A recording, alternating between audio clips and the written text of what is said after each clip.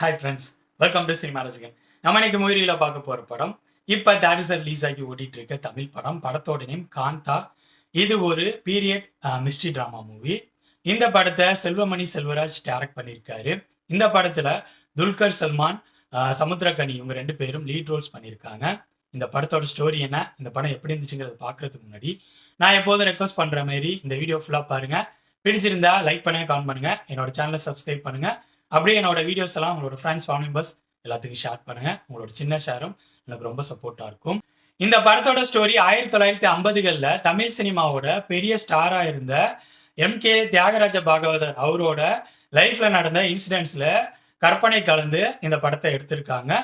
எக்ஸாக்டா இந்த படத்தோட ஸ்டோரியை சொல்லணும்னா 1950களில் துல்கர் சல்மான் சாதாரண ஒரு ஆளா இருக்காரு.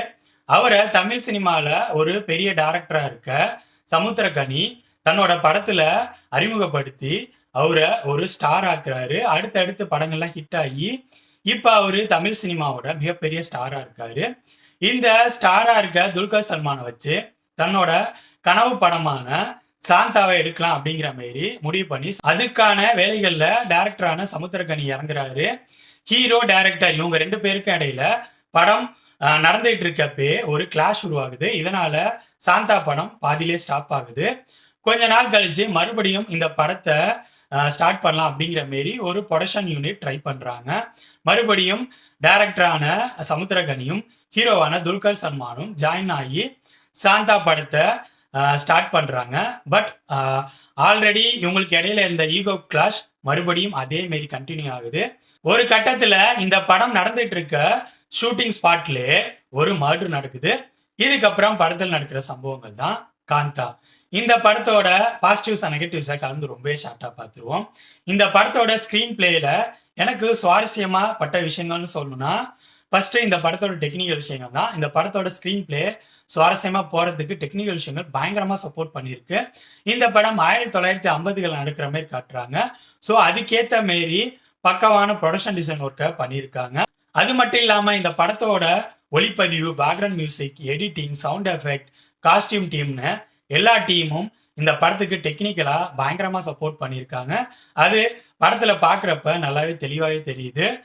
அடுத்ததா இந்த படத்தோட ஸ்கிரீன் பிளேக்கு சப்போர்ட்டா இருந்ததுன்னு சொல்லணும்னா இந்த படத்தில் நடிச்சவங்களோட பெர்ஃபார்மன்ஸ். குறிப்பா சொல்லணும்னா 3 பேரோட பெர்ஃபார்மன்ஸ். 1 துல்கர் சல்மான், 2வது சமுத்திரகனி, 3வது பாக்யஸ்ரீ.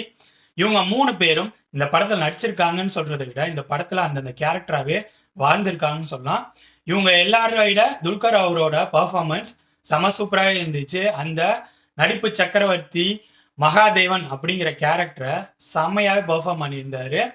இவங்களை தவிர படத்தில் நடித்த ராணா தகுபதி, நிலகல் ரவின்னு மற்ற நடிகர்களும் நல்ல பர்ஃபார்மன்ஸ் தான் கொடுத்துருந்தாங்க. இதை தவிர இந்த படத்தோட ஸ்கிரீன் பிளேல ஒர்க் அவுட் ஆன விஷயங்கள்னு சொல்லணும்னா ஃபர்ஸ்ட் ஹாஃப்ல சமுத்திரகனி, துல்கர் சல்மான் இவங்க 2 பேருக்கு இடையில ஈகோ கிளாஷை அழகாவே கொண்டு வந்திருந்தாங்க. அந்த ஈகோ கிளாஷ் பேஸ் பண்ணி நடக்கிற சீன்ஸ் எல்லாம் நல்லா இருக்கிற மாதிரி இருந்துச்சு. அது மட்டும் இல்லாம இன்ட்ரோல் பிஃபோர் இவங்க பர்ஃபார்ம் பண்ணியிருக்க சீக்வன்ஸ் சுவாரஸ்யமாக இருந்துச்சு, நல்லாவே இருந்துச்சு.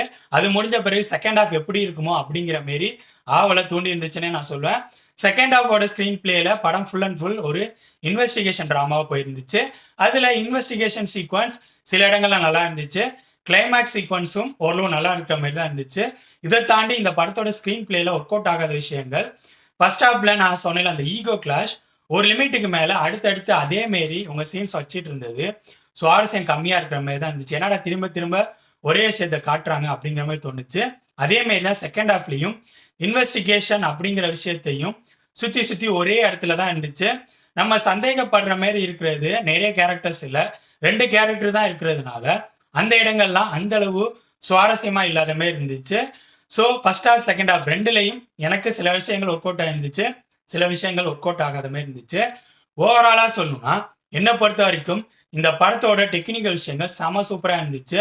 இந்த படத்துல துல்கர் சல்மான், சமுத்திரகனி, பாக்யஸ்ரீ இவங்க 3 பேரும் அல்டிமேட்டான பர்ஃபார்மன்ஸை கொடுத்துருக்காங்க. இந்த படத்தோட ஸ்கிரீன் பிளே சில இடங்கள்ல எனக்கு ஒர்க் அவுட் ஆயிருந்துச்சு, சில இடங்கள்ல ஒர்க் அவுட் ஆகல. ஸோ ஓவராலா இந்த படத்தோட ஸ்கிரீன் பிளே எனக்கு ஓகே அப்படிங்கிற லெவலில் தான் இருந்துச்சு. உங்களுக்கு பீரியட் மிஸ்ட்ரி டிராமாஸ் பிடிக்கும், வித்தியாசமான கதைக்களத்தோட ரிலீஸ் ஆகிற டிராமாஸ்லாம் பிடிக்கும் அப்படிங்கிற மாரி ஆடியன்ஸா நீங்க இருந்தீங்கன்னா இந்த படத்தை நீங்க ட்ரை பண்ணலாம். இந்த படம் இப்போ தேட்டர்ஸில் ரிலீஸ் ஆகி ஓடிட்டு இருக்கு. ஸோ என்னோட ரிவ்யூ பேஸ் பண்ணி முடிவு பண்ணிக்கோங்க இந்த படத்தை பார்க்கலாமா வேணாமான்னு.